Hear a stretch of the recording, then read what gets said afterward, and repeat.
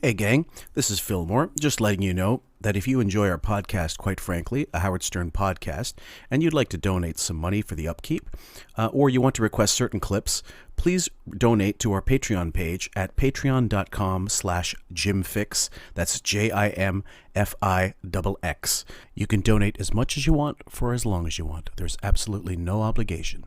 Makes me feel like a... You know what, though? But none of that stuff impresses me. I'm not a big star effer. I'm not really... Stop it. Just stop. I'm not into it. Stop, please. You think I'm a star effer? Please. Why go? Because I've gotten friendly with Kira. She lives in my neighborhood. That's because you're a star effer. No, she invites me to a million things. Why is that a star effer? She's a nice girl. What were you doing this weekend? I'm really into the internet now. I've developed a love of the internet. And I can't stand that this schlub, Phil Graham, is screaming that we have to censor the internet. It's repulsive to me. It's repugnant. Listen, I'm very well versed on the new technologies. You know what a SIM card is? Yes, I do. Okay. I do. I see it in my phone when I take the You're battery. not only going to see it in your phone, you're going to see it in your car very soon, a SIM card. You know. Mm-hmm. And once that happens, it's called game changer. I never read the social media comments about this show. I can't stand social media because I hate that people have power now. You know, in the old days, if you hated me, you'd have to write a letter to the station. What do you think about Baba Booey? What do you think about Artie? Everyone likes Artie. Artie's super funny. They describe him as, you know, a little bit crude, but funny and they likable. Baba Booey, everyone loves Baba Booey. I'm reading the research, and then it gets to me and they go, well, because Howard's so controversial, maybe this is the reason for the results.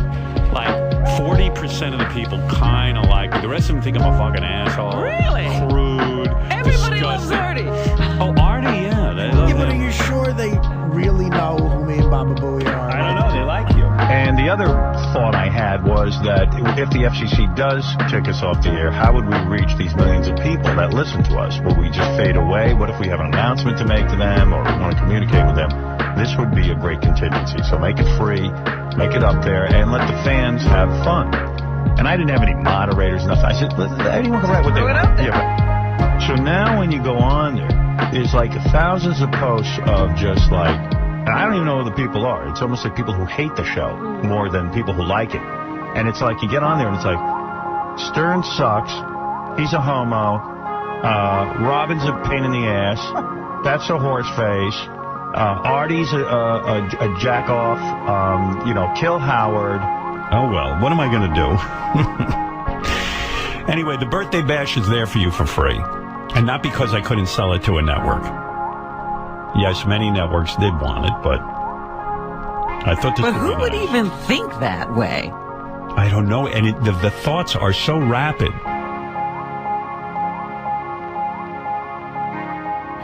Welcome, everybody, to Quite Frankly, a Howard Stern podcast featuring myself. I'm your host, Jim Fix, a.k.a. Fillmore, a.k.a. Fillmore Fingers, and with me, of course, is my host with the most, my co-host with the most, Sam. Oh, hi, guys. 143. 143, everyone. Nothing happened this week. No, not at all. And before I get through to anything, I'm just going to give one of my favorite throats from Gaddafi in Greek. So give me a moment here and maybe look it up if you got some Greek friend. Είμαι ο τύπος σου, ίσως να μην είμαι κανείς, αλλά μπορώ να γίνω αυτό που θέλεις. We are going to today, believe it or not, due to demand, because when we had our old channel, people had requested this, and I always put it off. And Sam and I decided let's not do it because it had been done at the old place. And then we decided, why not do it our way? Why not try it out? So we're going to do the summit video. We're going to review it ourselves. Yeah, Sam? We really had thought about this long and hard, but the interesting part was on the old channel, along with Facebook, people were like, you have to redo this video. You have to redo this video. I mean, it was just a constant, even it didn't matter if we did a weeks in review or a rescinding episode or a deep dive. People always wanted us to go after this video and redo it. I think because, it just doesn't help when... You're half deep in a bottle of Carlo Rossi. Yeah.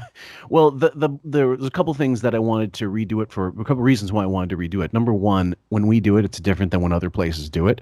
And number two, there's more information to be mined from it over the years as a result of, especially with it being the contract year or the end of contract year for Stern, as it were, and keeping in mind the sort of seismic change that was happening to him around that time. And just, it's funny to always look back. Yeah. Hindsight gives you such good wisdom and knowledge too. So the fact that you can come and watch this again from what we know now and just see how far the show has come, even more so, is such a reflection. And plus, a lot of Stern people have been more willing to reach out. Yeah, and I actually got in touch with Richie Wilson, who's a good friend, and actually we keep in touch every so often for other stuff, actually on Twitter especially.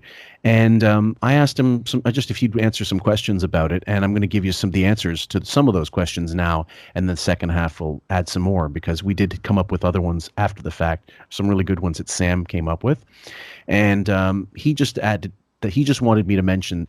I don't mind you saying it was me. Most will assume it was me anyway. Just can you add the caveat that I don't go out and publicly bash the show? I really don't.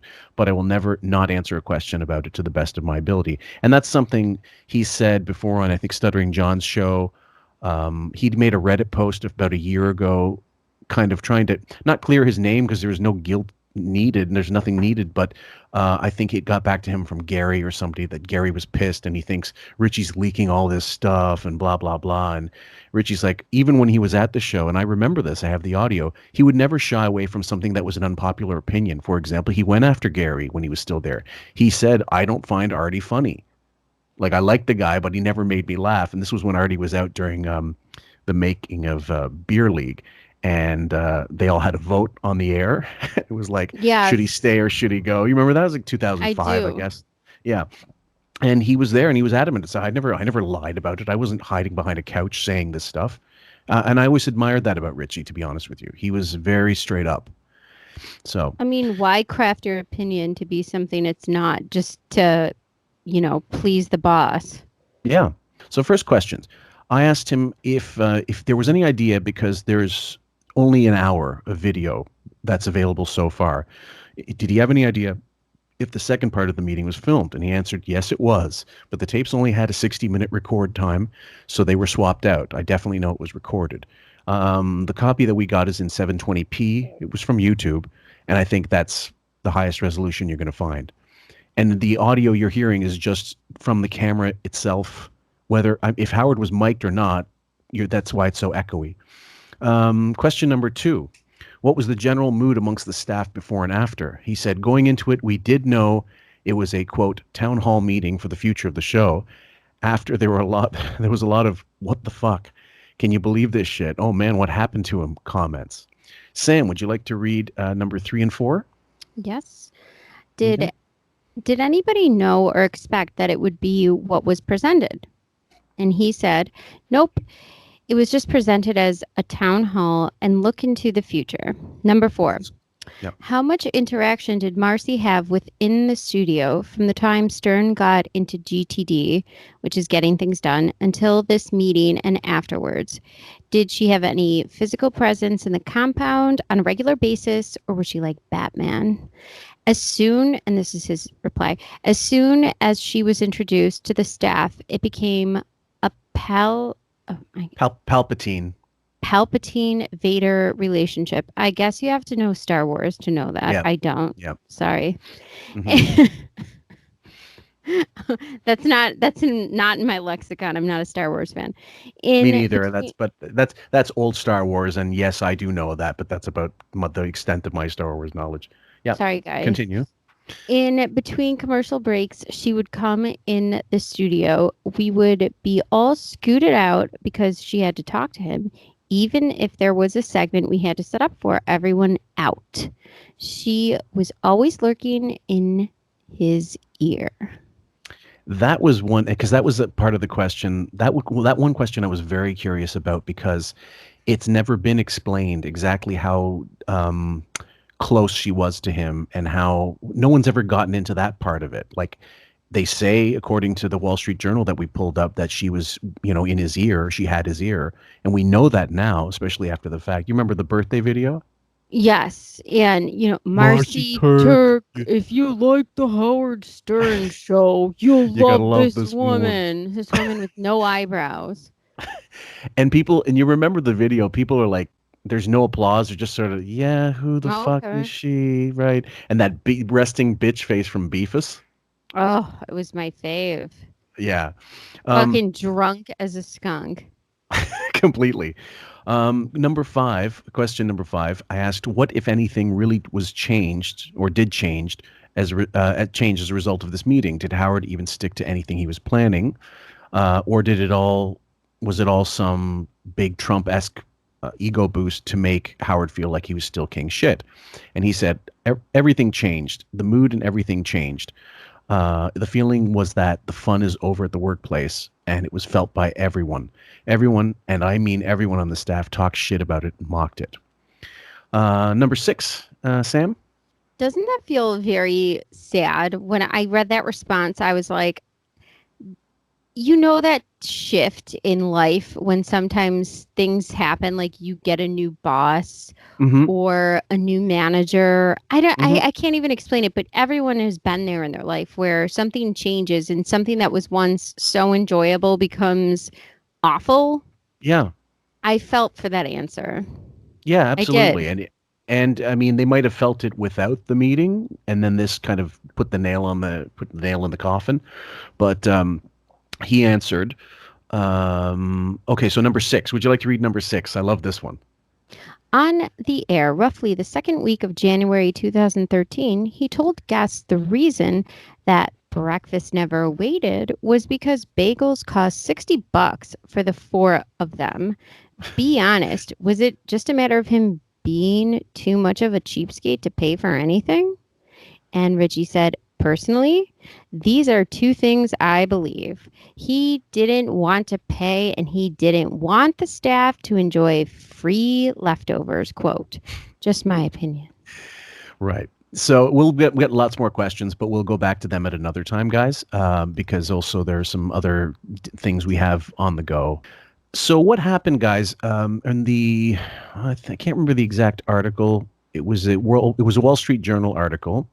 I believe, if I'm not mistaken, it was I have it here. Okay, May 1st, 2017 was when the article actually came out. However, we think they got some of the dates wrong based on some information that Sam sort of went into the video earlier to verify. This was done in January of 2013, the meeting, even though they have it listed as December 12th. And we know this because he talks about we had Jewel in, and Jewel was in that day. And so clearly that's when it was. And around the same time, there's a back office radio episode from that week. And we're going to play some of that in the latter half of the breakdown that we're doing, because it's really telling. There's a couple clips that are Summit related that you were definitely going to play after the fact. Go ahead, Sam. I looked for those clips, and I used to remember seeing them on YouTube. So favorited them, and then of course those channels were plucked off one by one, and I could not find for the life of me those back office radio clips. And I looked specifically because I remember those. There's a guy who's got them all backed up for, I don't know how long that's going to last, but get them while they're there on YouTube. It's just back office radio on the channel, I believe. And also I have some from the Greg Fitzsimmons show about with Maria Menounos and Kevin Undergaro, I believe his name, her husband. And they in about 2015, they're talking about how the compound has changed. And I know Howard would not have liked that, but I'm going to play some of that audio again in the second half. Sorry, giving you so many teasers, guys, but you have to put all this stuff together, and I've been a little busy, forgive me. So in this, it talks about the getting things done, where this all started in December, in 2012, summer or so. It's another clip we're going to play. He wanted he contacted the David Allen office and said, "Hey, do you have any coaches?" So, they directed him to Miss Turk, who had been working for David Allen company's New York office. Miss Turk was a good fit, Mr. Allen says, because she's smart, savvy, classy, hip, and fast. Guys, you are going to see exactly how classy she is and hip on that when we start posting screen caps of her resume, and I'm going to circle all the fucking spelling errors and mistakes that she made in her LinkedIn profile. Sam. I thought it was interesting too, the fact that he's going for this, GTD unknown, and they're sending this person to him when he's a practicer of TM, which TM, the major goal is to get in touch with the true self. The Maharishi, it's for infinite creativity. And Howard spent multiple years at a TM institute, and this is all about creativity, self-realization. He actually had a practice that kind of was a little bit different than TM. It was unusual. It was for I don't know if I'm saying this right, Ayurveda. I think and that's it's correct. when you it's the science of life when you grasp a person's wrist to read not only their pulse, but then you recognize and are trained in reading different pulses, and you practice medicine based on these pulses. So to me, when you go from somebody who your goal is to find infinite creativity and get in touch with yourself, why in God's name would you say yes to some grifter who's been with a company for a year? And I mean, if you it look just at her is resume, a total antithesis of it. If you looked at a resume, you'd say grifter. And we are going to eventually do a breakdown of the 15 Foundation saga with Brendan Murphy, the grifter that took Robin for a ride. And because a lot of people have been asking for that, but that one is so vast, it will be like maybe even 3 episodes. It'll be that long because there's just so many clips to go through. But and people have argued, is it a cult? Well, TM is a cult, and it's fairly I mean, they believe in levitation. They believe you can use TM to help your body levitate. The writings of David Allen are based on other cults. I'll have more of the information later, but for a lot of people, they've used it and they say it works when you know how to use it as a tool. And there's a chart, there's a flow work chart, which says basically how you ultimately, if you can't do something in less than 2 minutes, you can either, if it's yes or no, you either do it, delegate it, or defer it, meaning put it off. And he's an expert in putting shit off and not talking to people. But he's not an expert in delegating. And we'll see when you watch this video. So I think he's choosing to abdicate responsibility. But again, these are two practices that are very, cult-like or require a loyal following that do not, they don't amalgamate, they don't complement each other. This GTD and TM do not fit in.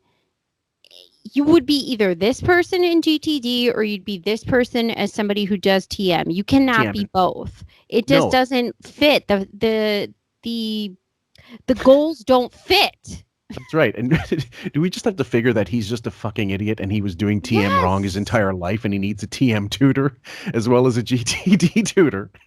Or he just essentially, I feel like if the major goal is to get in touch with who your true self is, you don't know who you are. So, of course, you're just going to be floating around like a wigged feather.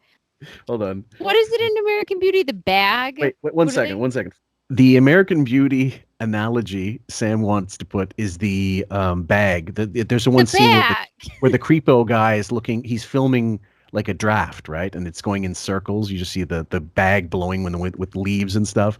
And you say, "Oh, this is so beautiful." So you go ahead.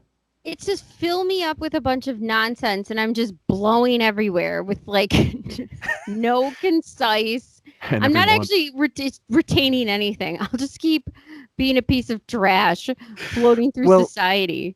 Well, this is kind of what I was going to go into a little bit, because if he was successful at using TM to organize his life or calm his nerves or calm his whatever his fears and assuage his problems, then he wouldn't need another cult-like thing to replace it.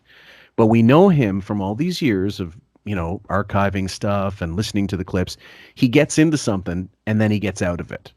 And he just into like grilling for a while. He was into cycling. He was into karate. God, I gotta ask him how that last hamburger turned out. Exactly. And so what amazes me, though, is the whole notion that it was reported Don Buchwald, according to the Reddit mole, the serious problem, which is one we're going to do as well one day because there's so much on that. Buchwald knew nothing about the indoctrination that Marcy Turk was doing for Howard. And for your agent who knows everything about you to not know about this woman getting involved, there's something not right. And I don't know if it was something that he didn't trust Don or because of other reasons he needed another person outside of Don, but it's very, very strange. Well, I think this culminates in the fact that podcasting during this time had taken such a different shift. It became palpable. It became something that most people knew what it was. They don't think it's some internet niche. They find it to be better than radio, even XM. And in this article I read, it's hold on. It's called The Social Media Revolution by Janice Hansen. She said that in 2012, podcasts shifted audiences from appointment media into binge consuming. So that completely changed the game. So there, I think, is why this meeting, I think he was aware that this was happening, that this shift was happening. And then by 2013, Apple announced 1 billionth podcast subscription. Amazing. In 2013. Mm-hmm. And in addition to better software, cars became more able to hook up these systems to your phone. And now, of course, they're completely smartphone friendly and everything along with it you can get. And you don't have to pay that $13.99 subscription or whatever the fuck you're paying for Sirius. And there is no appointment radio. Who the hell wants to go to an appointment? These days, no, because things are more malleable. Like their schedules are have shifted completely. They're diametrically opposed to what they used to be. A lot of people's schedules. So podcasts fill that void perfectly because you can just download it, wait, listen to it when you want, like a VCR. You know what I think of Sirius, like the satellite stuff and the equipment is? Do you remember back in the day when you had a CD player, but your car only took cassettes, and you had to put that cassette thing in? I had it. Right, you plug it into your just to make your right. That's to me what satellite radio ended up being. Even though I never had it, but I had loads of friends who did, and they bitched nonstop about fucking Sirius or XM or after the merger. Even you would go over any bump in your car if you had that hookup, and it would just completely skip, mess up your CD, and then of course everyone had the CD visor thing. We had like 19 of them in there, and they'd be there for so long, or 30 of them, and they just all slide out the second you slam on your brakes. Oh man, my brother-in-law had it the first year, and they live in rural Canada, but it's a satellite. It's not. There was no trees to cover the signal. There was no interference from 300,000 houses, Wi-Fi and all this bullshit. No, he said for no reason whatsoever, on a clear sunny day, they'd lose the signal. And he said it pissed him off so much after a year, he said, fuck it. Not worth it. I still lose it. I have it in my car. I called you the one day, but you were busy. It was dropping out at will. My daughter now is in the car with me. She says, what's going on with the radio? I'm like, every single day we get on the street going to the thruway, it'll just drop out in the same spots every time for minutes. Yeah.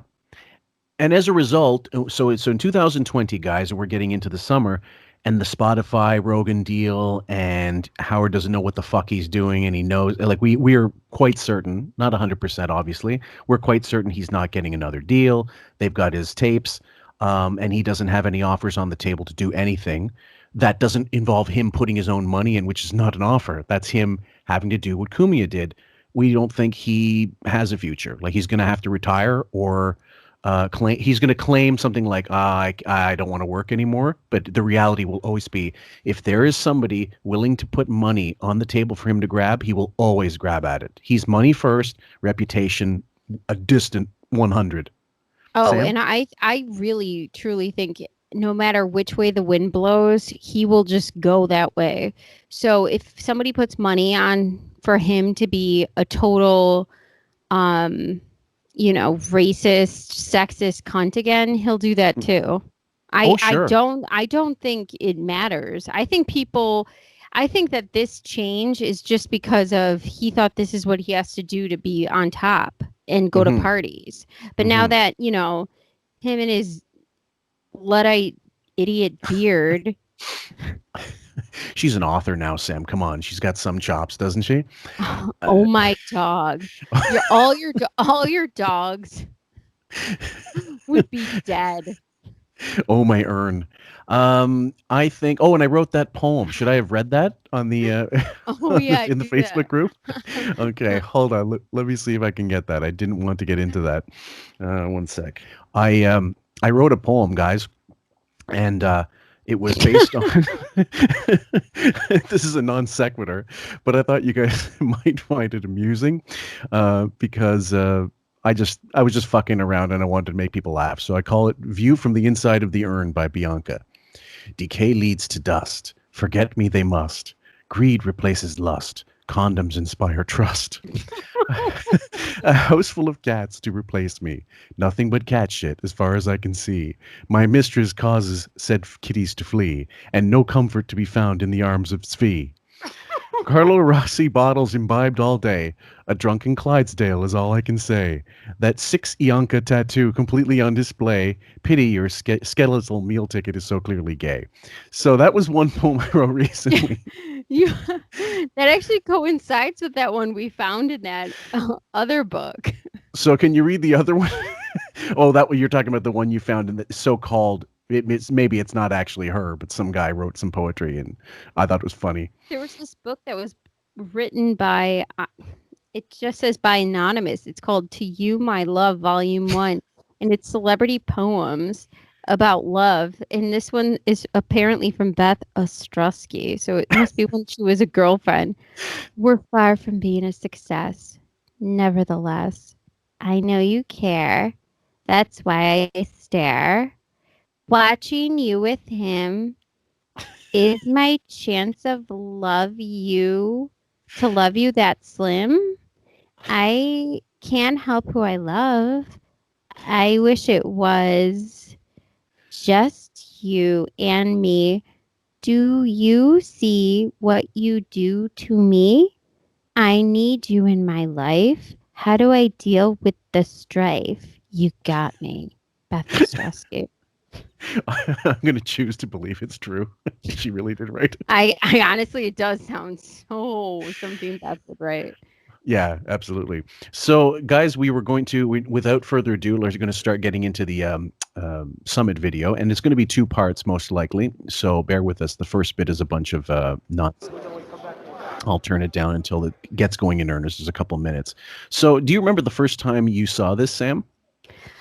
I was so fucking elated and happy. I just remember thinking, oh my God, because the Stuttering John thing, and here it is. And then when I saw this, I said, wow, a white fist. The thing that I found so the fascinating. revolution is now. Fist Fest. 2013. This was when he gets on stage. This was like there's a million photoshops you could make from this. People just made the screen blank and started putting their own stuff on it. It was hilarious. But I remember thinking initially, this should have been enough to ruin him if he was relevant today, but he wasn't. In 2013, he wasn't relevant. In 2017, good old Brandano looking like as professional. He looks like the uniform.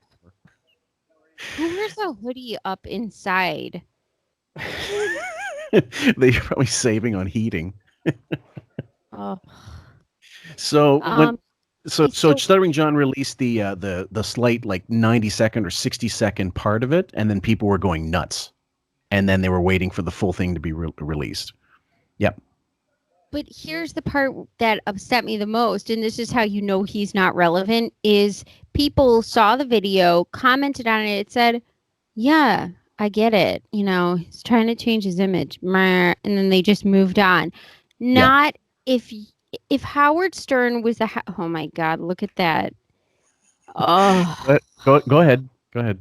Not just pausing it so we can get right into it afterwards. It's you were like saying Jack Skellington, you know, and he's just like prancing around Christmas.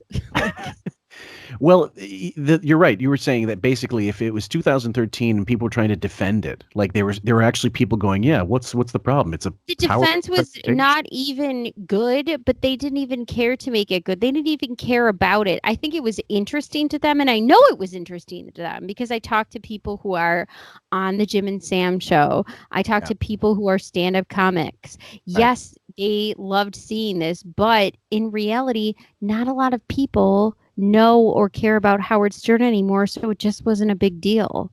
Okay, so before we go into it in earnest, I want you to read some of these things. It's an article from Business Insider called 13 Public Speaking Mistakes You Don't Want to Make. So knowing what you know from the video already, guys, maybe you'll laugh too. So I'm going to read them one by one. Not tailoring your message to your audience. That's number one. As Benjamin Disraeli once said, talk to a man about himself and he will listen for hours. So the audience, of course, is being his staff, and this is supposed to be some manifesto, like, now, forward march, this is how the fucking revolution begins. The revolution was 2006, according to Howard, and if by this point, and it had a black fist. Yeah, if by 2013 nothing's happened, what do you think is going to happen as you get older and as this continues? So keep in mind, guys, 2010, he loses the lawsuit, or I think it was 2012, 11. I don't know how long it lasted, but it was quite a while. So he loses the lawsuit against Sirius, and he's forced to work there. He's doing AGT to offset the money he's not making per year anymore because he took a pay cut and started working a day less. Robin's in the hospital, or she's working from ISDN line. She's not in the meeting. She's not in the meeting, and he's under this spell of this grifter. Number two, eye dart. Oh, for fuck's sake. From you waited to show me this? From beginners to veterans, the majority of speakers fail to maintain meaningful, sustained eye contact with their listeners. Unconsciously, their eyes scurry from person to person, darting around the room without ever pausing to see the recipients of their message. Price says, a lack of eye contact implies a list of offenses: insincerity, disinterest, detachment, insecurity, shiftiness, and even arrogance. And they're saying, shiftiness. Number three, distracting mannerisms. There are at least 20 chicks to tackle. These include clenching or wringing your hands, pacing back and forth, keeping your hands in pockets, jingling change or keys, twisting your ring, gripping the lectern, licking your lips, adjusting your hair or clothing, fidgeting with a pen, bobbing your head, placing your arms behind your back, and touching your face. So he's always been a shitty public speaker. There's no debate there. Distracting mannerisms. He looks like he got dressed up for the Munsters and walked on stage like the Nightmare Before Christmas. Are you kidding me? That wig alone is a distracting mannerism when he itches it. Yeah, I mean, that's one of the best little clips. Low energy, number 4. And if you see him hold on to that lectern like it's a walker. Basically, it says a boring delivery evidenced by low monotone voice, dull facial expressions, and overall lethargy is their most disliked trait. To avoid losing your audience in a New York minute, crank up the energy level. I'm tired. I get up at 4 a.m. Number 5, not rehearsing. Whoa. Oh. Most proficient presenters prepare. That is, they know the topic, organize their content, design a slide deck, and study their roles. Throughout this thing, guys, you're going to see he constantly looks at the presentation that's for the audience. Now, usually at a PowerPoint, it's the same as singers who have monitors in front of them to hear what they're singing. He should have some kind of monitor system to see the notes in front of him, so he doesn't have to keep looking behind. But he keeps looking behind because he doesn't know what the fuck he doesn't remember anything, and he's an idiot. Yeah, even people who give speeches say they don't like reading off of a prompter. Then they have it in front of them in their notes. Even Dave Chappelle had on his last special for Netflix, he had a book in his hand. This guy's up here looking like Frankenstein on his last leg go through chemo. In between bone marrow transplants. And he's got his he's the Miles Davis of podcasting. He's got his back to the audience the whole time almost. Okay, number 6, data dumping. So their focus, he says, it's understandable. After all, credibility is on the line when we stand up and speak out. So to be safe, we focus almost entirely on what Aristotle called logos, which includes the left brain function of logic. So when we rely too heavily on this type of content, we end up talking too long, reading over too many overcrowded illegible slides, and turning our backs on the most important element of all, the audience. This is so literal and figurative. I can't even tell you. Number 7, not inspiring.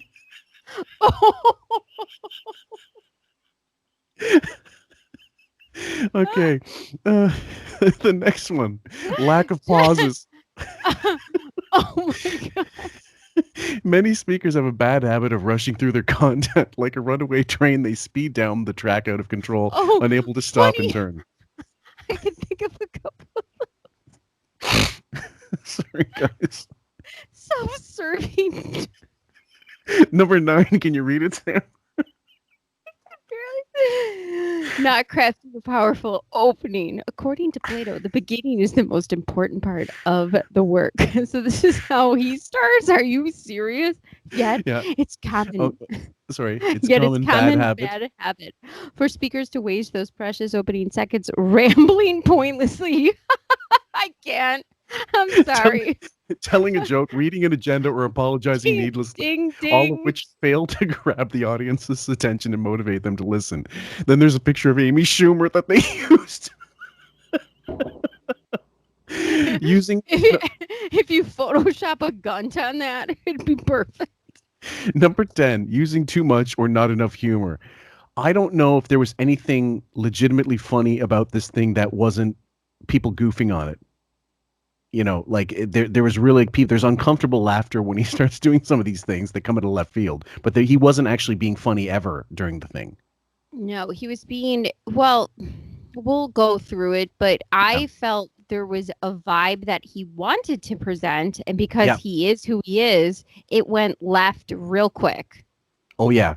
Number 11, reading from your slides. We've already got through that. Number 12, making an excuse or an apology. I don't think he ever did. He never would.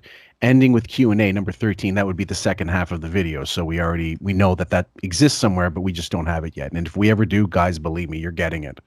So. Hey, guys, do you have any questions? Yo, why are your pants up to your tits? That lighting was so unfortunate, man. This thing made so many great gifts and so many Photoshops. I can't even tell you. It was a gift from God. It was like a Thanksgiving turkey that never ran out of meat. So here we go, guys. All right. Oh, I like that mic. All right. Welcome to the Summit Revolution 2013. Where we're going and how we're getting there.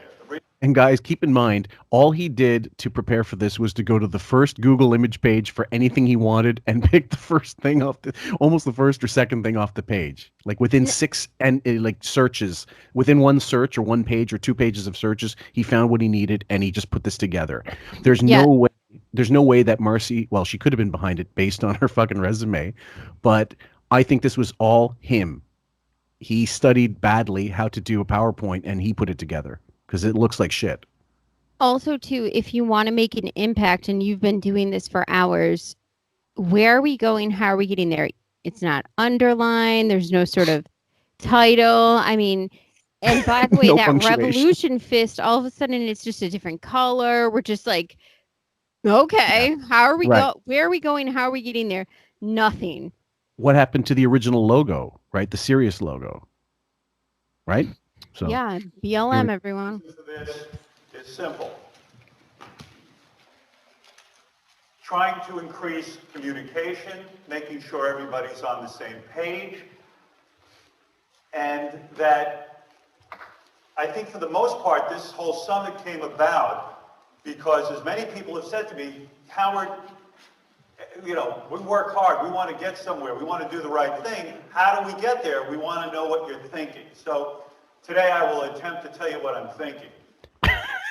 Get ready, guys. When a 79 is going to tell you what he's thinking, when there's absolutely nothing in his fucking head, you're in for a long goddamn night. I just did a Suzanne Summers snort twice now in this podcast. They didn't mean to. Chrissy That's snort. okay. Yeah. So I want to. People have come up to me. What? You have all but cleared the hallways like a giant. Somebody's a shusher, for Christ's sakes. You have people shushing people. I have no one, and I guarantee no one has said, "Hey, Howard, how can I do a better job? Fill me in." He acts like he's some sort of approachable soul. I just got this image of like the SEAL team around him knocking people out who get in the way, just literally beating them into the corner, kicking them so they don't get near him. Picture asking Hitler, "What should I do?" So here's the ground rules for this. Let me make this whole presentation. If you have a question, write it down on your piece of paper. And I will... We have a few suggestions. Where did you first of all, the space bar, did it disappear somewhere in the guidelines? So I love this. Present first, then questions at finish. Who's presenting first? Him. Does he need to be told that? No phones or iPads. So, guys, if you've got a little, it's back to 1995, everyone. That's right. Take notes on how you want to contribute. I will give you tasks during. Be prepared. The tasks, by the way, the tasks are for later. So why they have to fucking be prepared? Enjoy and get excited for the new vision. Okay, so here's a weird sort of concept. Take notes on how you want to contribute. Yeah, but if you ask to contribute, don't worry, I gave you tasks already, so be prepared. Exactly. Answered at the end of the presentation. Oh, I hate when he says presentation. Let's not go to our phones. Let's not go to our iPads. That's like when people say theater. Oh, that fucking, or schedule. That bothers me. Sorry, Sarah Washington. I know a lot of Brits say schedule, but please don't ever say it again. Is there anything better than that bright blue light behind that wig? It just highlights every awful kink and curl. Yeah. This way, everybody's paying attention, really listening to what I have to say, and there's no confusion. He's got to rearrange it. The reason I asked you to bring a piece of paper and a pen is I want you to take notes on how you can contribute. Because what I've attempted to do today is to really... Go ahead, Sam. Yep. I wish somebody just would have jerked off in the paper and handed it to him and said, "Here's my contribution." And he would have said, "Genius, you're on for the next 10 years. It's a little ropey. Spell out what it is we're trying to do in 2013, but more importantly, what's the structure behind it? And after the structure, who's accountable for what? Who's going to be doing what? And throughout the presentation, now, before I'm going to ask you to write down some... Sorry, guys. Just right there. I'm going to use my mouse a little bit here. So this right here, which, could be on another day, another presentation, could be a speaker. That's supposed to be a monitor. And it should, in large print, because fucking he can't see for shit, it should show him what he needs to say without him having to look back at the goddamn screen, which it just... The power of public speaking, you have to have... You have to own the audience. Here, the presentation is owning him, and it sucks.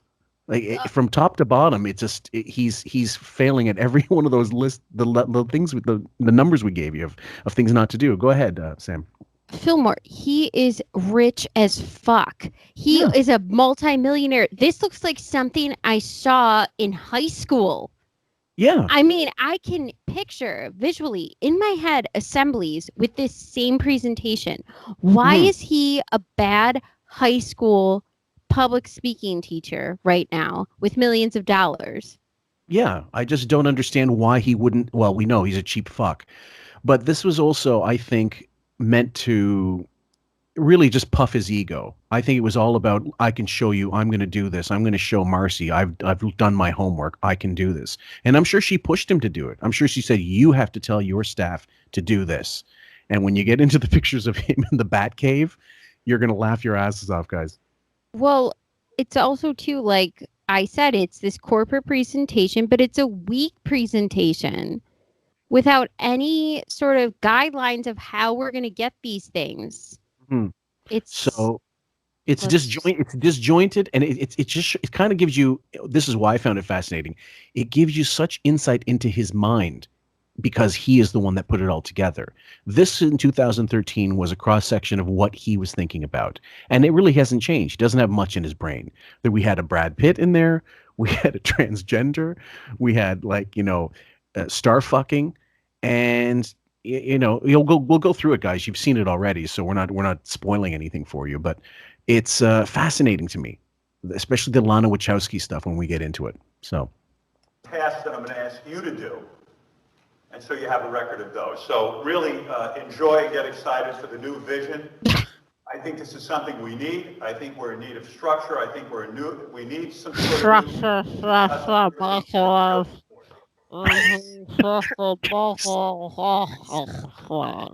You ever hear a team talk by a football coach where he just kind of goes, "All right, guys, let's get him." You see the players kind of going, taking a drag off their cigarette, go, "Yeah, we'll get in the huddle and we'll fuck these people up," just nonchalantly. So this is a picture, and I tried to get. I'm going to get a screen cap of this and try to make it as large as possible for people to see. But it looks like a 5-year-old got that giant sticky note paper, just discovered it in the Playboy Mansion and started putting that on every wall. And that's exactly what they are. Massive, joke size stick-it notes. It would be like if Columbo got promoted and he he just started solving murders on Post-its. Excuse me. Yeah, I'm going to come at you with this. I think, and this is the funny part. That day, I think it was this day, he told one of the callers something like, "Hey, I've been up since 2:00. I've been up since 2:00 watching The this. Bachelor and jerking off." He put. I think he believes this is an amazing presentation. I'm sure he was thinking, "I'm going to blow them the fuck away with this."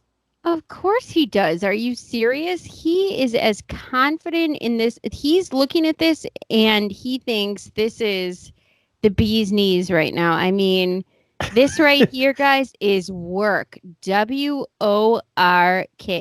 Look at this. I'm going to put on some Photoshops. I'm going to put some pictures on just to give you guys an idea of what I thought this fucking thing was. I thought immediately John Doe's apartment in 7, where Brad Pitt's leaning against the board and there's all these sticky notes.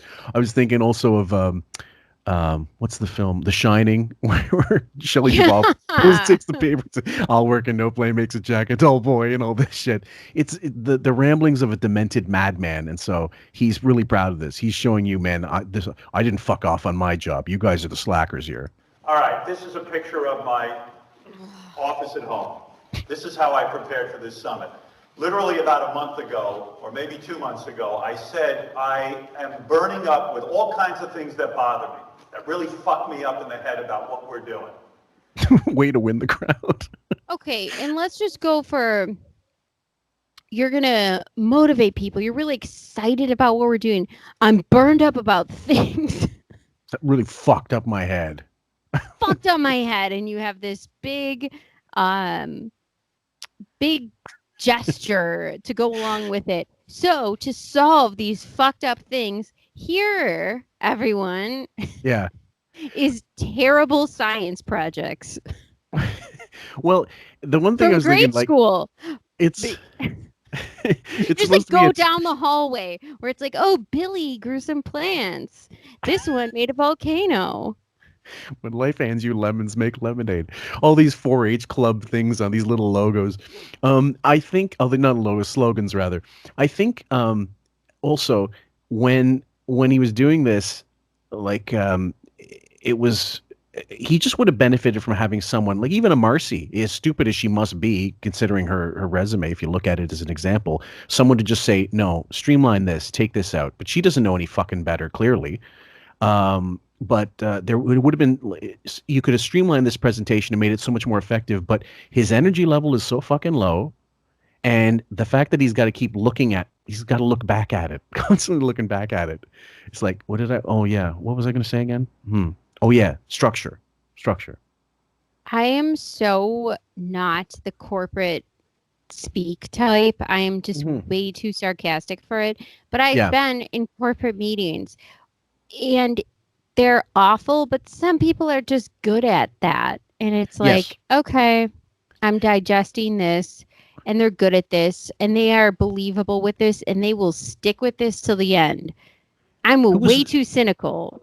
Who was ever going to be motivated by this? And it's not, as I said to Sam earlier, it's not a TED Talk, it's a dead talk. And so what I did was I took one of these giant Post-it pads that sit on an easel and I began to write down what I thought needed to be done for the way I do business, the way we run the radio channels, the way we run the television stuff, the way we run the website. Yeah, go ahead, Sam. When Judith wanted him to write something spicy for his second book, he said, "Fuck you, jizz pie," and he threw his mental illness in a drawer. Didn't he say one time that she would put an ice cube down the crack of his ass? Yes. And I suggest you do it yourself. And this is what I do. When I go home, this is how I prepare. This is what I do about this show. I have never read. Sounds like you're having so much sex with Beth. This show was very, very important. And so doing this was sort of the birth of what you're going to see on the screen today. Look how often he has to go back to, it's just a picture. There's just visual. There's no words in that office shot that he has to look for, but he has to keep looking back. Do you think it's just anxiety? Like he's got to keep looking back because he's got to dart away from the people's eyes? He can't look directly at people. And I also, this setup is just, if I couldn't even look at that monitor and read it. I need readers to read things. So there's no way I could be looking at that, especially in that entire, hair in front of my face and the lighting. No way. Also, too, do you think Cuomo copied him for like the desired outcome? I love the graphics are amazing. So why are we here? The desired outcome. I want to enhance everything we do. Everything. Okay, so enhance everything we do. It really is like, have you ever recorded your voice into like a dictionary and had it play it back at you, and it has that sort of, I think we are going to do that. Like that's the way it reads. That's exactly how old computer games used to be. I had this computer game called American Girl. So I loved American Girl dolls, if anybody knows what they are. Back in the day, they had a series. They were through the Pleasant Company, not Mattel, but they had a computer game. And you could make plays out of the dolls, but you had to type in what they said in the play. And they would all come out depending on how you would type it, the inflection in this robotic, hysterical way. So, of course, my sister and I and all our neighborhood girlfriends would abuse that video game and just be horrible. Dirty. Oh, my God, just horrible. And look at this graphic. I mean, this looks like something out of a conspiracy show from 94. I mean, it looks a little L. Ron Hubbard-ish, like this big pyramid with what appears to be a Wi-Fi signal or something. There's circles. You can see it if you look really close, but it's the visuals are not. It's like like it's Nikola Tesla, and he figured out how to create Wi-Fi all over the world. See. So the second point: communicate exactly. Why is exactly capitalized? What I want, and give you the structure you need to do it. Now, this is what I don't understand. Desired outcome. Communicate exactly what I want and give you the structure you need to do it. The outcome of your speech, this presentation is supposed to be, or you, the guys who are working for me, are going to communicate exactly what I want, like back to me. I don't understand how it's written. Why it's written this way. Also, too, this is so. Oh, you're not stupid. This is a complete conundrum. So we have a graphic about climbing a Wi-Fi mountain, and or target range delay practice. tower. We literally have fucking duck hunting from duck hunt from the Nintendo game target on the mountain, and we got to enhance everything we do. I never thought of that. He had an 8-bit graphics card and decided this is what he's going to use. Desired outcome. Duck fallen. And then we have to communicate exactly what I want and give you the structure we need to do it. First of all, this is the entire wrong of the presentation.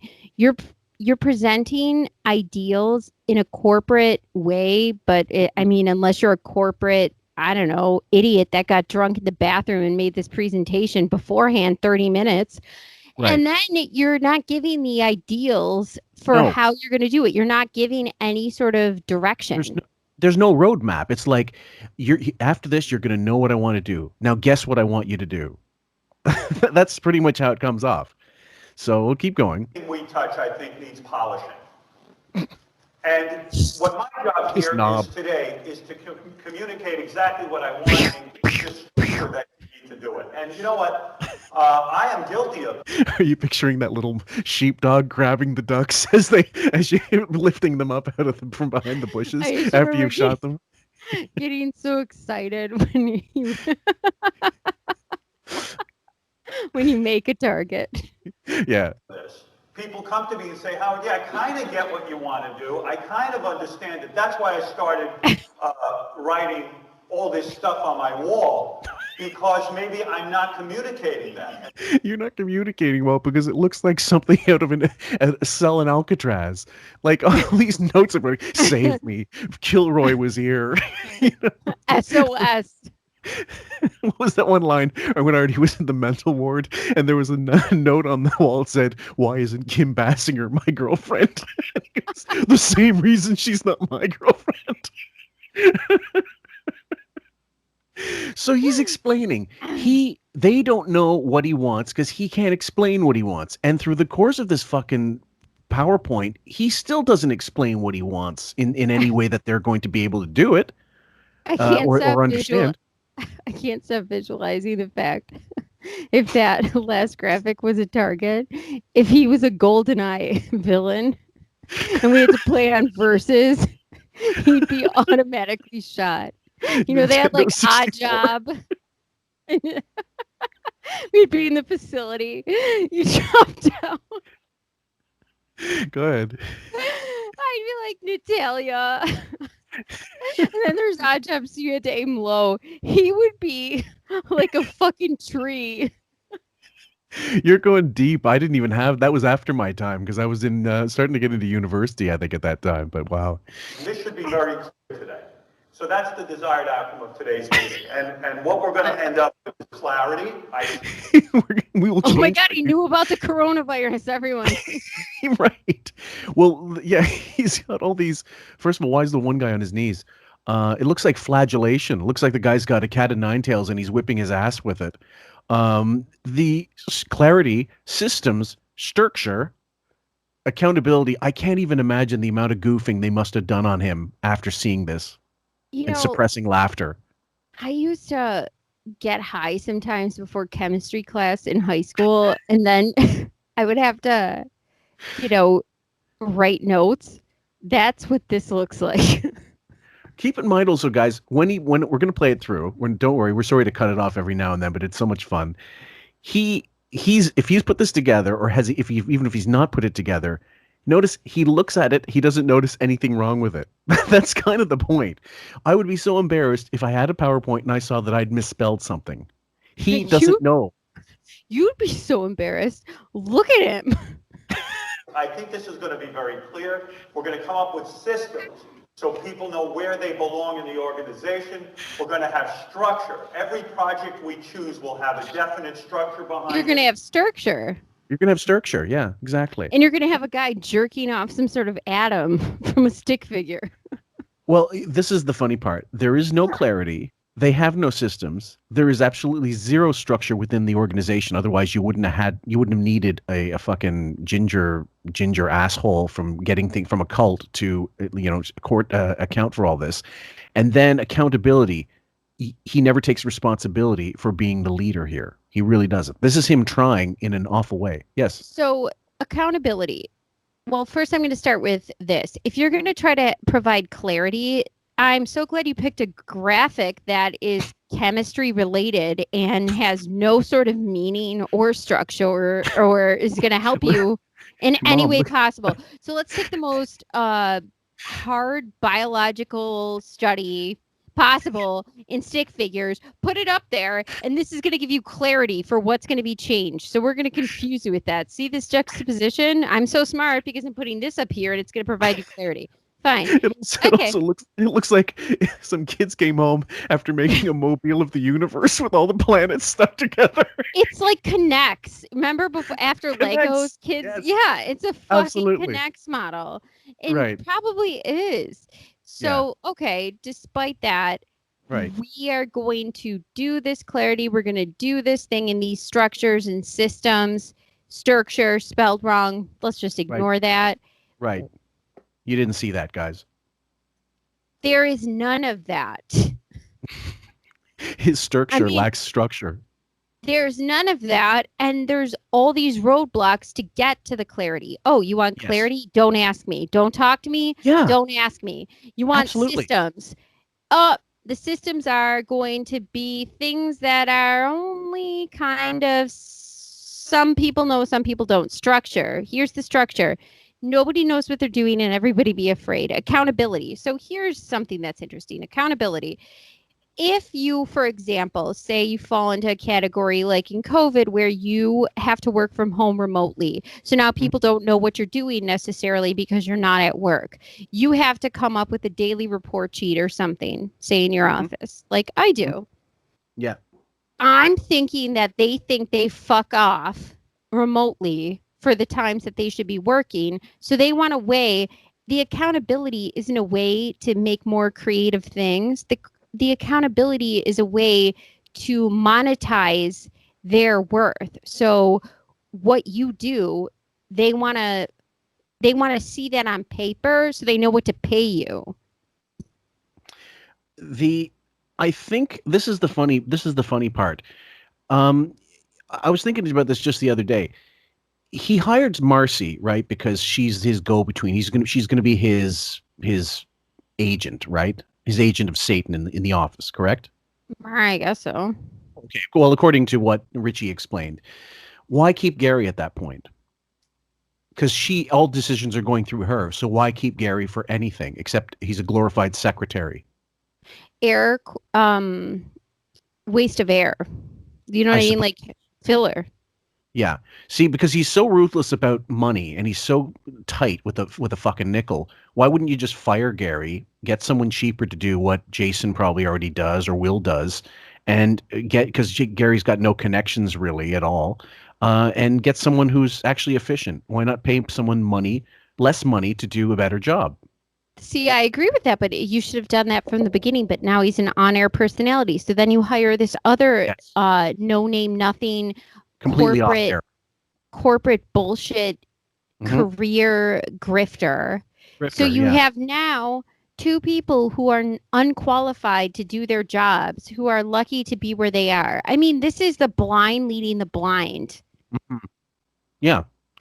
And so at the end of the day, I mean, part of the structure would have been easily ameliorated if he'd simply just got rid of some of the dead wood and moved on. If you're going to go the Charlie Rose thing, get rid of Robin, get rid of Fred, get rid of Gary, get rid of the back office staff, have one or two people just making questions for you for the celebrity interviews, and just do that. And if you want clarity and accountability, then you should have had people, the staff would be reduced. Instead, it was enlarged to all these freelance people and all these people who don't bring anything to the show except for the fact that they're stupid, blind, dumb idiots who have no idea either of the stern history, don't care, and don't question what's going on. The accountability if you cared about cost effectiveness, should have it should have been so easy. Yeah. And there was a great Reddit post that I wish I could quote. I forget the poster, but if I do recall, I will credit them. Even though we don't have much to do with Reddit at all. They're good for some information. And the guy was very, very succinct with this. He said, the Stern Show thrived on disorganization in order to have interesting product. It was the fact that they weren't like every other show that made them interesting, that a back office engineer could get on and talk about stuff and talk shit about Howard and vice versa, and they could have back and forth, which didn't, you saw the innards of the studio, so to speak. But to have delegate this spinner and say, okay, we are going to actually now have structure, flies in the face of what exactly made him the show that he was. And if he's too stupid in 2013 or 2020 to know that, then guys, we're being too generous when we say he's a 79 IQ. This is the perfect personification, this graphic right here, for exactly what kind of fucked up shit he turned into. You have this complicated sort of, I don't know what I'm looking at graphic with these clear points of clarity, system, structure, and accountability. Right. The thing that the Stern Show is something in the middle. And you don't get that from PowerPoints, and you don't get that from these presentations. And if this stupid wigged fuck couldn't understand that, I mean, God help you. Good luck. Yeah. Let's play a little. Let's carry on. Let's carry accountability, which I think is probably the most important thing I want to get across today. That when we come out of here, and in the next couple of weeks, there'll be somebody says they're going to do something. Well, we're going to have metrics, and we're going to measure it, make sure that they actually do it. So people don't feel alone, that people feel that everyone's doing their job. No one was feeling alone. That's the whole point. He made he made people characters not made people characters. He gave people voices to be heard on the show, and they all did kind of feel like they were a team shithead. What are you getting on with now? Circumventing this natural sort of chaos that you've created that you enjoy, and now you're going to go to structure after all these years? Stupidity. What was his vision? Going to Happy Feet and, marching with the penguins? Look at this shit. It's an amazing graphic. And those stencil fonts, I love them. So here's my vision. This is vision. 2 lines. Weekly A-list celebrity. 2XS. What does that mean? Extra small? Week. 2 times. He fucked that up too. Two times a week. B-listers. And so imagine when this came out and these B-listers are considered. We did a run through, okay, guys? After this whole thing, how did this happen? How did it work out after, Jewel was in? Well, here's what we got. So I looked at the guest list for January and February of 2013 after what we think is the Summit breakdown.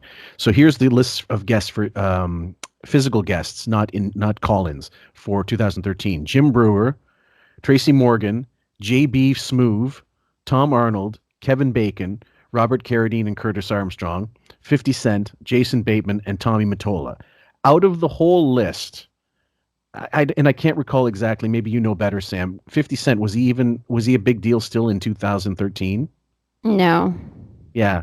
So Tommy Mottola is pretty much the only, at one point, A-list, but I don't even know if he's that anymore. In 2013, 50 Cent was huge when I was in high school, and that was 2003, 2004, I believe. And then after that, Eminem and that whole takeoff, he was real big in the early 2000s.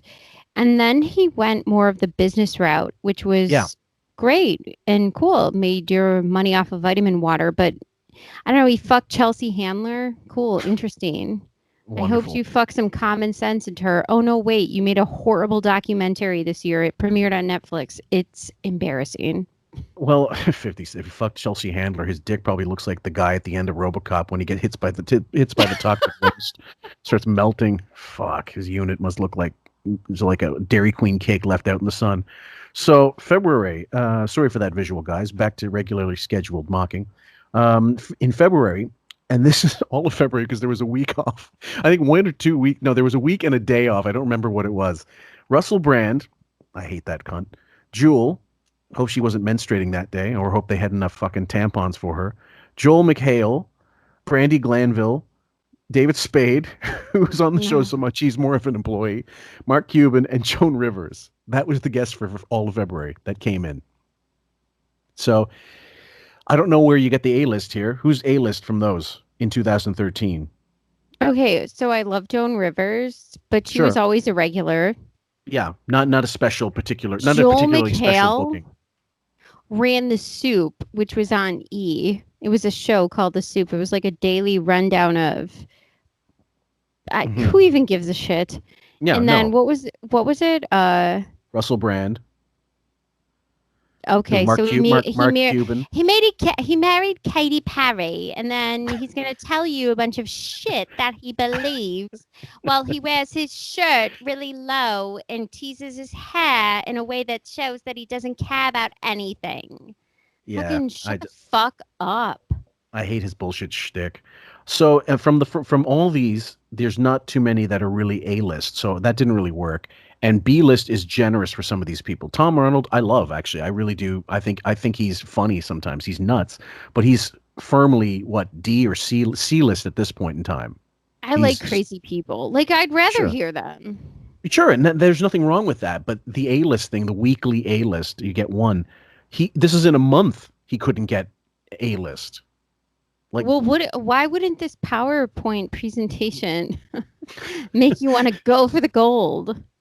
Guest vision also reminds me of it's like some kind of function on Batman's like glasses, whatever. Guest vision. Let's turn on the guest vision. Superman supervision. Right? So, yeah. So here he goes looking back. Let's go into the area of guests first. This is it for 2013. This was the vision I had in my office. I want weekly an A-list celebrity on our show, and 2 times a week I want a B-list celebrity. We're on 3 days a week. 3 days a week. The show is, as Gary says, dark. 10, 12 weeks, I don't know. We actually do 112 shows a year. Okay, go ahead, Sam. I know you got something to say about that. When Richie Wilson, now that you think about this back, said we were all thinking, what the fuck? I mean, could you imagine being on this show for this long and this is the vision he's having? I mean, star fucking. What kind of mental case? He looks like the corpse in a Hocus Pocus, Billy, and she's like, Billy, and he's like, the leaf bursts out of his mouth. I mean, he's insanely embarrassing looking right now, saying, here's my vision, weekly A-list celebrity, 2 times a week, B-listers. I mean, what are you talking about?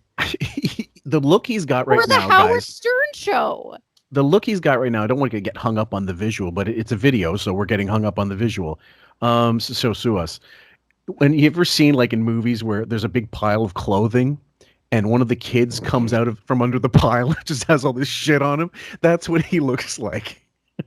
Literally, like that whatever fabric, whatever was a dress or a fucking doily, he just put it on.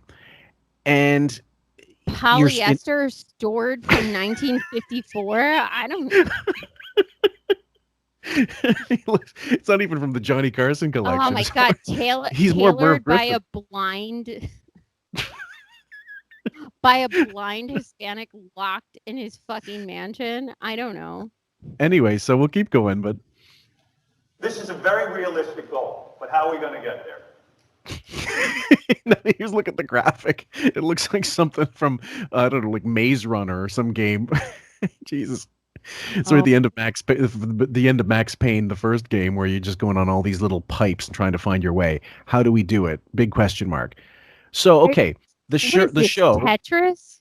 The show originally, you remember back in the day, if you know the stuff, you've heard the old shows. Frank Stallone, Jade Barrymore, because Drew wasn't coming in.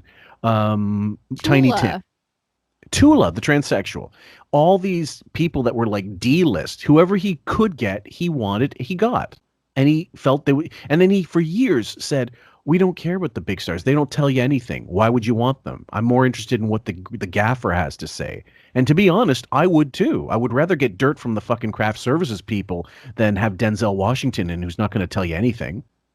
I would rather have anything than him lick the ass of these people and then play psychiatrist. So embarrassing. It's embarrassing. This is how we do it.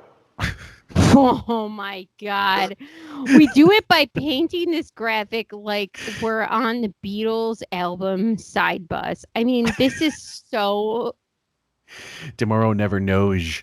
Well, this is a graphic that he found. It's ancient because you look at people on there, right? There's Jackie, there's Bowie, obviously, and I'm assuming Billy West is in there. I can't really tell. And it's just an ancient graphic that he decided to put on. It's not even modern. Why in God's name would that be the first choice for your graphic? I don't know. Like he decided this is going to get the crowd. Some ancient, maybe even fan art. I have no idea. Our show is the #1 place to be a guest. Well, no, it isn't. In the new marketing created on. So this is why I said podcasting during this time hit a height. Apple hit their billionth podcast subscriber. So to say, oh, our show is, he's such an archaic shill right now. And you know this by looking at this graphic and everything else. He's completely out of touch. And there's no one on staff who has the balls or the, just the smarts to say, well, if they don't want to keep their jobs, I get it. I'm not denying that, but there's no one on there, like not even Robin, who's pretty safe on that show. She couldn't call him up because she was not there. But if she heard about this, she would have said something to him if she really had any kind of sack and said, what kind of nonsense are you getting on with? Like, look where we are. I mean, these people have kids. Gary has kids who are teenagers who are in, at the EDM industry. They know what technology is. Nobody's listening to this shit. Nobody, except us idiots. Who we are. And I don't say this lightly. Our show is the #1 place for a guest. Think about this. What is it our show has? 23 million paid subscribers. Now let's go into this, guys. He's going to go through it himself, but so will we. He, after the merger, his contention, if you want to read into the SiriusXM lawsuit, the $300 million that he was looking for, the whole thing was, originally he got a subscriber bonus for the first contract, right? And then he never made another subscriber bonus. Like he never hit the numbers he was supposed to hit by contract. So he made certain amount of stock options. He had certain targets and he only hit like one. And then he was going to be promised $25 million if XM and Sirius merged. He decided, because of the shitty wording of his contract, they're fucking me out of money. If it wasn't for me, that merger doesn't happen. But at the same time, he was saying, we need this to happen. He was alternately going from, we're going to collapse if we don't merge with XM. Then he was saying, we're better than iTunes. We're better than this. It's the same thing he did when he said, we're not competing with terrestrial radio. We're a completely different medium. Then cut to, we're competing with terrestrial radio after he somehow made it out of the CBS lawsuit. And to say that with the XM thing. Who the fuck else has that? We have people who pay to hear a radio show. We had Jewel on today. We go deep into an interview. The woman had an hour. We plugged her new album several times, at least 10 times that I counted. We talked about her life. We had her play, we did a bit with her. We played a song that I wrote. The audience loved it. I know that I'm judging it from Twitter to email. Okay, let's first get into it, guys.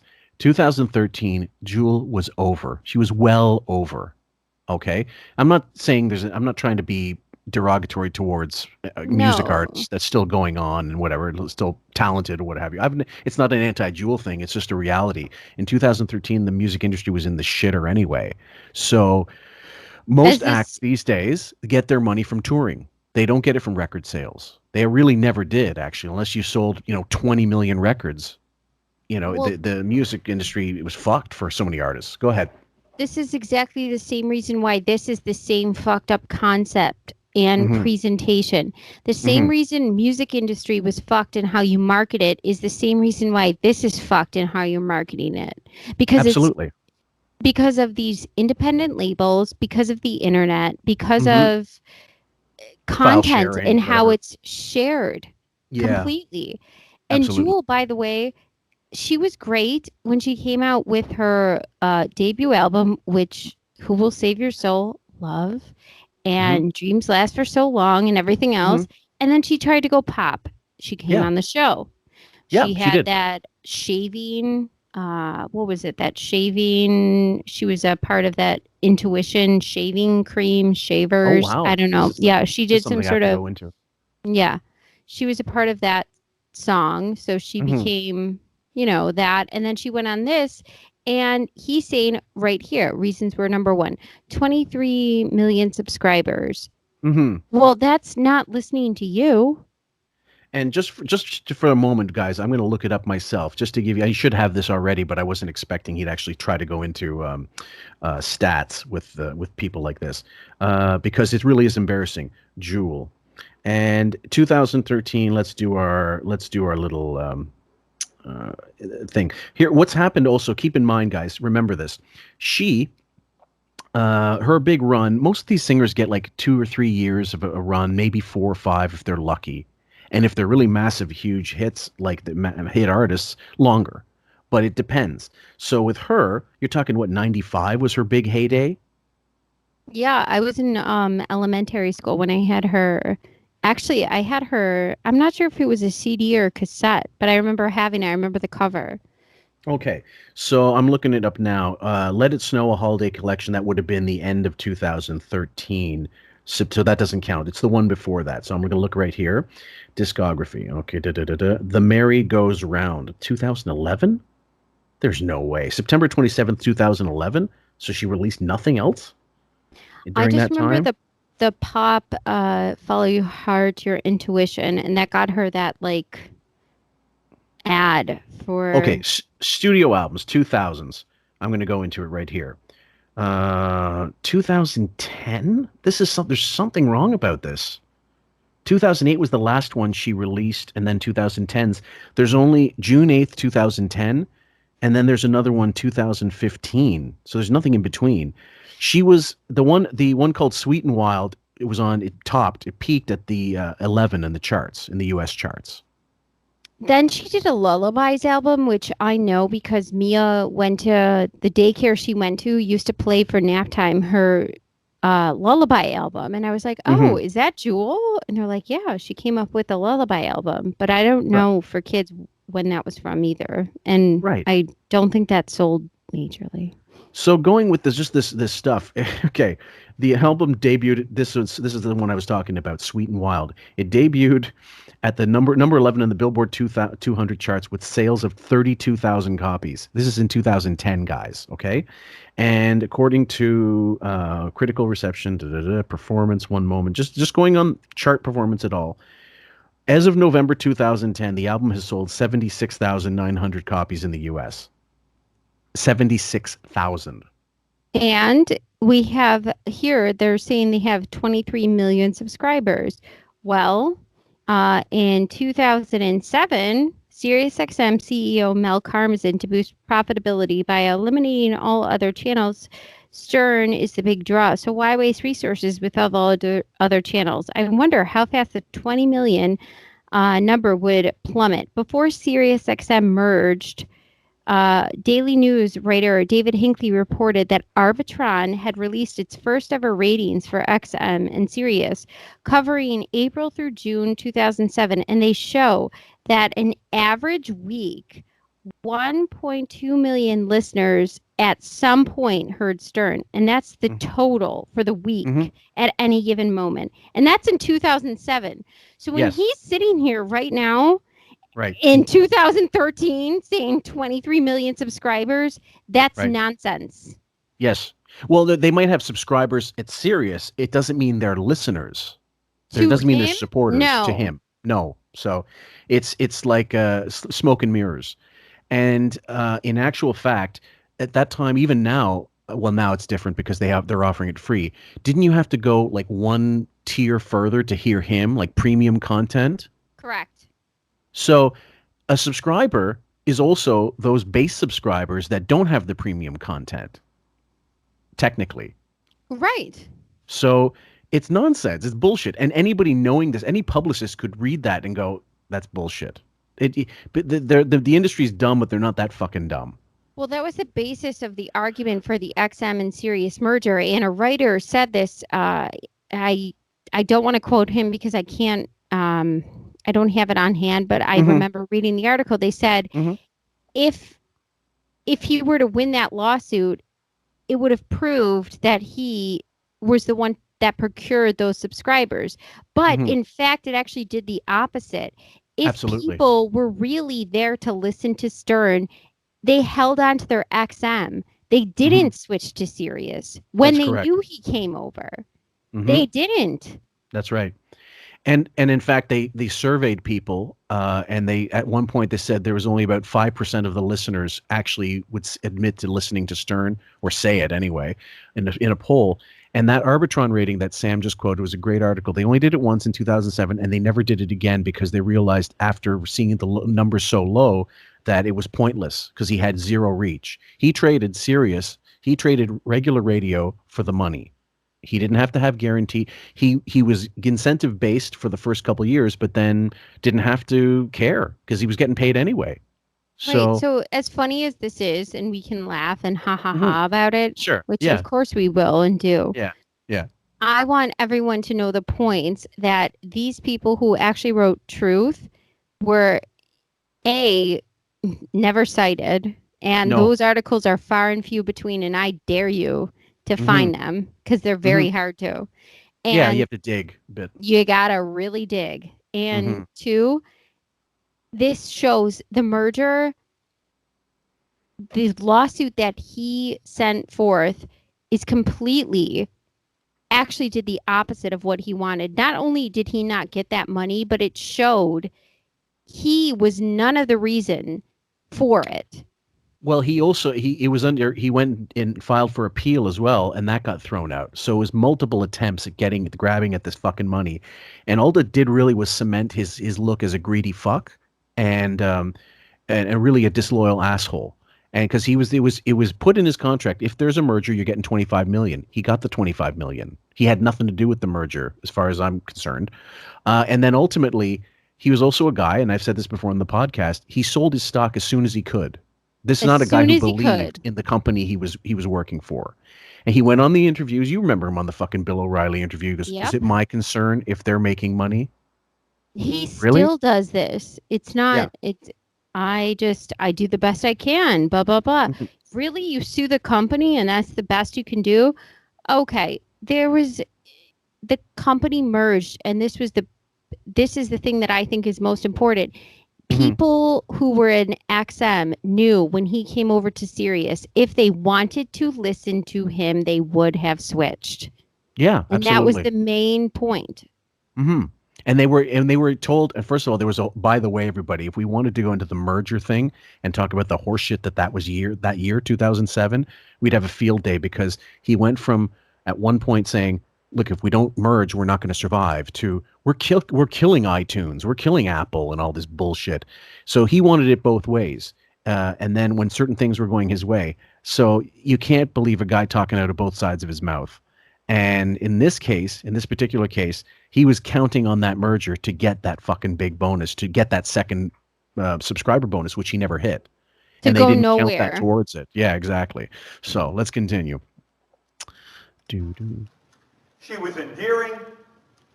She got her plugs.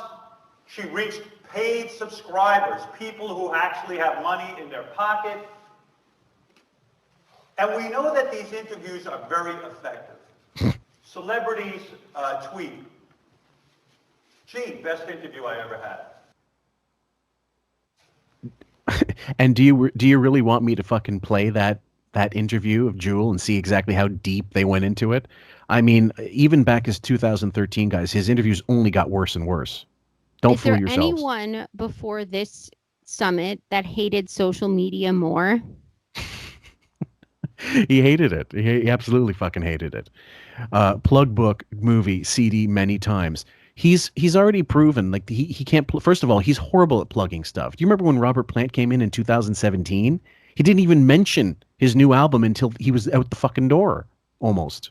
Beside the point, this is how archaic, even in 2013, this is. He doesn't understand the metrics of Twitter. He doesn't understand the positivity in Facebook or social media promotion. Social media. He doesn't understand the change. And the change already happened and passed him the fuck by.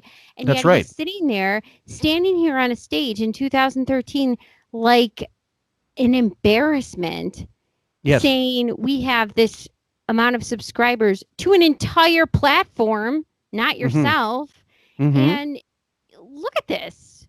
Right. And then he's he wants it two ways. Reason we're number one, 23 million subscribers. If they're all loyal to you, then what's the point of this meeting? If you're so influential, why do you have to announce it that they're forgetting us?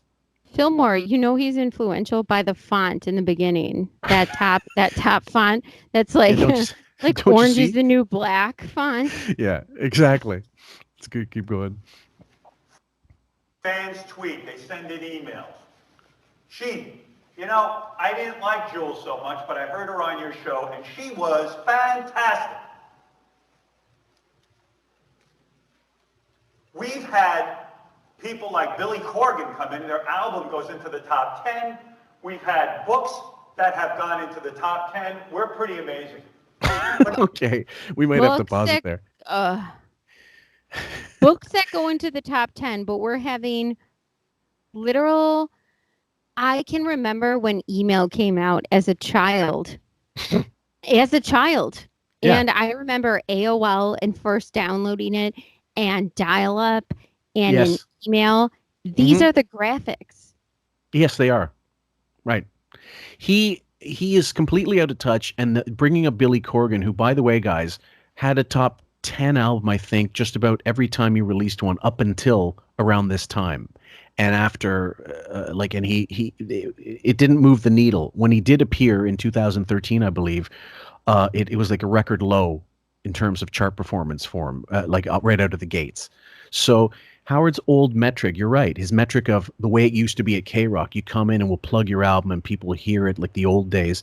It didn't apply anymore in the days of now file sharing and people having their own websites and direct download from the artist. And like guys like Trent Reznor, I'm not a fan, but he was one of those pioneers of connecting with the fans, releasing free content. You pay for a certain amount and I'm going to release music for you and you get it, direct download. Prince started to try to do that ages ago, but either way, he's out of touch. So I'm friends with somebody who's been in the radio advertising business called Entercom forever, and he has been a part of that company. I think the person I'm friends with for like close to 20 years or so. Okay. And he has said the change in the radio industry obviously is immense, but in order to meet and stay involved in Entercom to survive and people to survive, how you have to change. Mm-hmm. He was also a Stern fan and saw this and just unbelievably dated. Like this already shift that has happened, this immense shift in how you communicate to publicists, how you communicate to social media, how you get that word out there, how you advertise has already been done. Yeah, it's already there. This is old news. So to get this, I don't know, 1996 graphic with this bullshit, with this header, it's just insanity. I mean, it's like your grandfather embarrassing. It's like your grandfather coming up to you and telling you he just discovered this great new group called the Spice Girls. I'm not even kidding you. Yeah. So, no disrespect to the Spice Girls. I know, Sarah, you're a huge fan of them. What I want, what I really, really want. Here's the story from A to Z. You want to get with me? You better listen carefully. We got M in the place. It likes it in your face. You go on G, I could see it. Likes it on an easy breeze. Wow. And I thought me doing Snow's Informer was impressive. Nobody knows it. We're now on satellite radio. And now that we're in satellite radio, we're in sort of our own little protected bubble. But what's happening is... Protected by armed guards. And that was sure. This info needs to get out. Communicated to publicists, blasted on Twitter. We need to spread this word virally. This is word salad. Okay, let's go through this, right? This Right. info needs to get out. Well, communicated to publicists. Okay, so right there, one, that's retarded because everybody knows in the radio industry and the media industry, publicists will already put you on the agenda if they want that word to get out. And that was the means of how they communicate their product or their project that they're putting forth. So you communicating to them is null and void unless you have some sort of new way of reaching people. Is there something that we missed? Oh, I'm sorry. No. Blasted on Twitter. I'm sorry. I've never heard of that before and haven't since. Bye-bye. We need to spread this word. We need to spread this word virally. Oh, kind of like your coronavirus scare fest. Go fuck yourself. Yeah. It's just bullshit. Look at this. Up your nose with a rubber hose, Mr. Carter. No, this is the reality, and we'll have to split this up pretty soon and go into the second part. We're not even in 10 minutes in, guys, but that's how much we wanted to really break this down properly. Bowie, in 2007 or so, around the merger time on the wrap-up show, admits to a caller that he said, look, if this merger goes through, we'll be able to get the A-list guests we haven't been able to get since we moved to satellite. Big fucking Bowie mistake. You're admitting now that now you can't even get guests because you're not big enough anymore. You don't have the reach. You're actually betraying that your numbers are shit. So hence why later on in this summit video, you're going to hear he's pissed off because what's his name? Not Doug Goodstein. Scott Greenstein mocked him when he said, oh, we've got this artist coming in. Why would he do your show? That's someone upper echelon serious saying and basically admitting, and he's stupid enough to admit it during the PowerPoint, that they have no reach, they have no pull, and now they have to beg people to come on. Whereas before it used to be press junket. We're in town. Oh, we got to do the Stern Show. We got to do Carson. We've got to do Letterman. This is exactly what you're saying at a lower level. Looking at this, communicated to publicists. What is this 101? I mean, Fillmore. Yeah. This is everything in a nutshell. There is no way that any of these people sitting in this audience are like, what are you what am I looking at right now? We need to get this out. Communicate to publicists. Of course we do. How do you think we do our jobs, or how do you think this works? Haven't you been doing this for 30 years? Exactly. And you think your fucking monkey manager, your direct, you're dealing with a producer, has all these, he's been glomming all these contacts trying to get with Mark Burnett. He'd parlay this into something. Well, no, you can't, because you've got a limited hand you can play. So ultimately it's his own stupidity. He priced himself out of, now he can't take less. Now he's going to have to, if he's going to get offers anywhere. And he's such a pain in the ass after the AGT thing. Nobody wants him. He's fucking old news. So in 2013, it's bad enough in 2020. In 2013, he was already going down the fucking shitter. So and then you take him away from AGT, and you add the fact that preliminary number in 2013, Apple Podcasts hit 1 billion.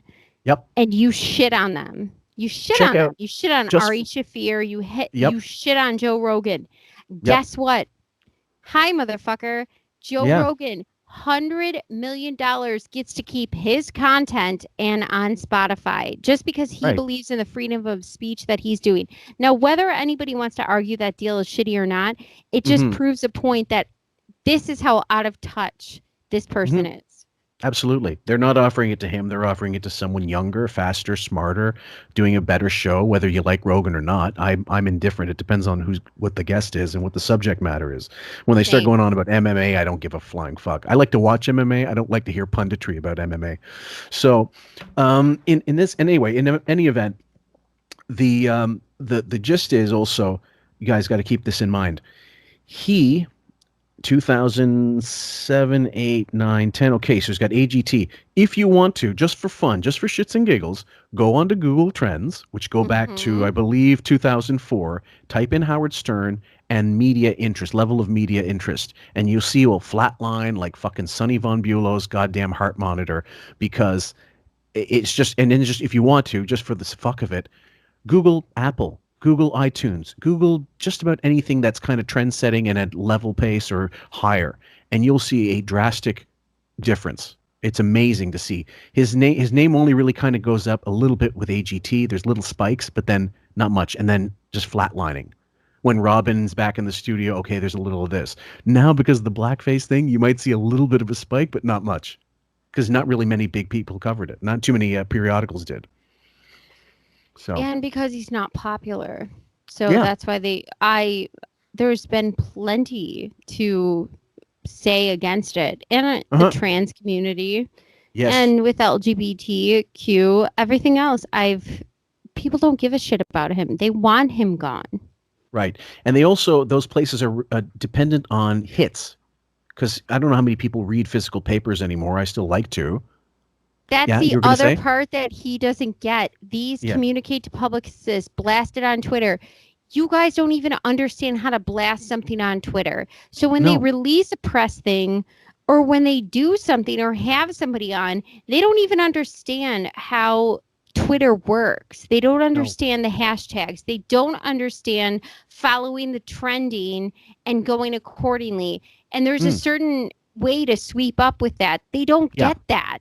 It's piggybacking on things, piggybacking on hashtags, making also you have to have a presence. I don't. I'll be the first one to admit, guys. On Twitter, I'm shit. But it doesn't matter. I'm saying that they're sitting there trying to understand this, and they're not. And they're saying we have to blast this on Twitter. Well, if you're going to blast something on Twitter, then you better understand how Twitter works. Back it up. Watch yourself. It's over, Johnny. It's over. Nothing is over. Nothing! You just don't turn it off!